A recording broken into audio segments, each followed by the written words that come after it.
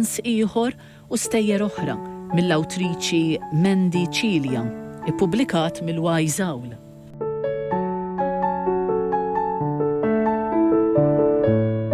Storja numru 11, Om u Iben. Mara ta' madwar 40 sena deret wifqa quddiem rixtellu tal-ħadid. Ma damitx wisq tistenna għax il-bieb infetaħ u sabet ruħha ġewwa f'kunvent tas-Sorjiet. Is-soru tbissmitilha dik id-bissima tas-soltu. Iżda l-mara ftit tat każ għax kienet tinsab anzjuża fuq dak li kellha tgħidilha s-soru. Għandi aħbar tajba lik, qaltilha s-soru. Sibtuh? Staqsiet il-mara fuq ix-xwiek. Iva, u jixtieq jiltaqa' miegħek huwa wkoll. Għal dik l-aħbar li tagħta s-soru, għal ftit ma waqgħitx mal-art u saħansitra kellha tpoġġi fuq is-sufan biex terġa' tiġi ftaħħa.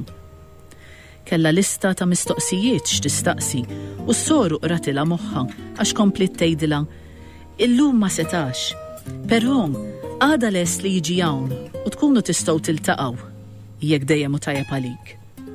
Tajjeb ħafna lija. Dak li għaddiet minnu meta kienet għada żagħżugħa qatt ma ħallija kwieta u ma setitx temmen li wara dawn is-snin kollha ta' tiftix għall-bina issa kienet waslet biex taqta' xewqitha. Kienet kellha biss 16-il sena meta nqabdet tqila. Ma kienx taf x'ħataqbad tagħmel.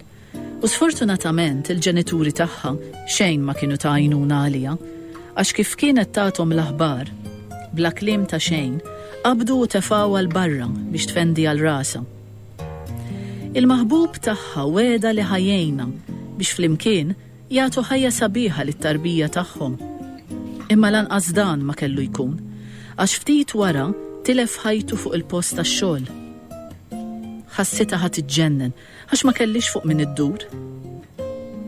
L-unika triq li setet tara kienet dik li tagħti lit-tarbija f'idejn is-Sorjiet għax hi ma kellix biex tieħu ħsiebha u kontra qalba hekk għamlet. Kellha tifel il-ġmiel tiegħu u meta rat li kien se jkollha tinfiret minn bina, qalba ħassitha ħadd inqasam. It-tifel ma damx wisq f'istitut għax sab familja li adottatu u kiber f'ġuvni ta' valuri tajba.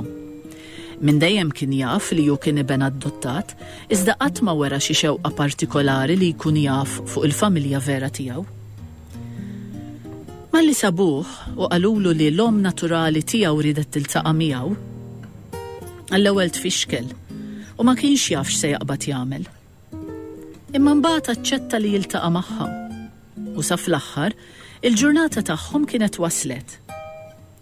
Malli ratu dieħel stħajlitu missieru u minkejja li għaddew ħafna snin ftakret f'kemm kienu ħobba l-maħbub tagħha. Ibni, din kienet l-unika kelma li ħarġet minn fomma.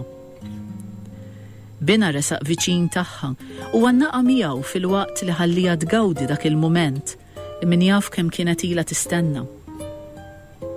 Aħfirli ibni, aħfirli tal-li abbandunajtek, imma ma stajtx nagħmel mod ieħor, qaltlu hi u tħadnu magħha. U nqala minn magħha u ħares f'għajnejha. Ta' xi tridni naħfirlek, mama? Kieku ridt, stajt ħelist minni biex tkompli bħajtek, imma int għażilt li xorta tagħtini d-dawl. Int kont li tajtni l-ħajja, u ta' dan nibqa' nafulek omri kollu. Għall-kliem ta' bina, infaqet tibki, u fil-waqt li reġet anqitu magħha bimħabba kbira, għalqet għajnejha u ringrazzjat l-Alla li fl-aħħar it-talb tagħha kien instema'.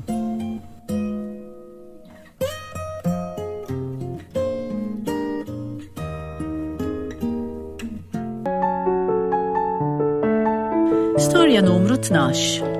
Marriċ nitilfu. Kien ilu jissuspetta li martu kellha wiċċ ħaddieħor. Provi konkreti ma kellux, imma mill-atteġġament tagħha lejh seta' jinduna kif martu kienet tbidlet mill-lejl għan-nar. Iżda donnu beda jibża jiffaċċja r-realtà u jara hux qed ikun ingannat. Allura baqa' m'għamel xejn. Iż-żmien kompla għaddej u l-affarijiet bejnietom komplew jiggravaw. Spiċċa biex waqaf depressjoni kbira u beda jżomm kollox ġo fih.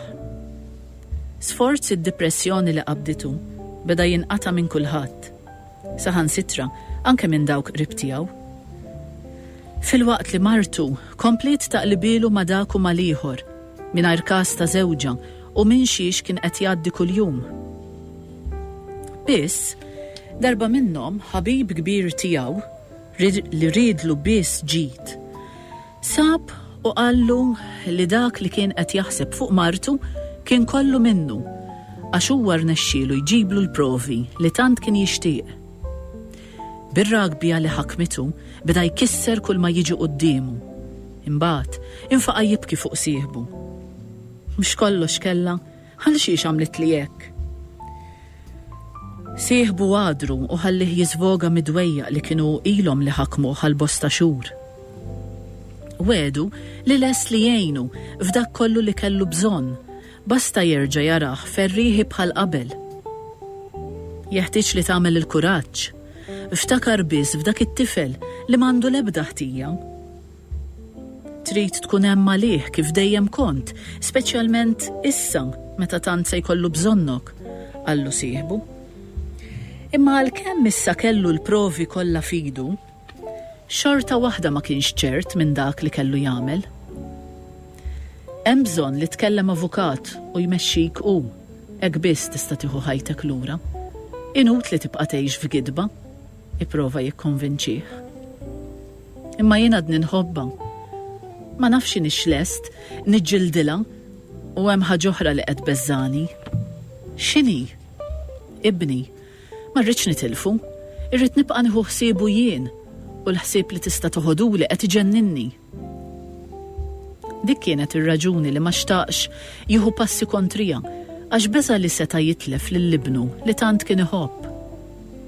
Iżda dan ma kellux ikun, għax wara li sema minn sieħbu u rija li sar jaf b'kollox u bdew il-proċess ta' separazzjoni. Kienet martu stess li rrifjutat li żomm lil bina magħha għax qaltlu li ma kellix ħin biżżejjed għalih u li issa kien beħsieba terġa' tibda tgawdi kif kienet tagħmel meta kienet għadha żagħżugħa.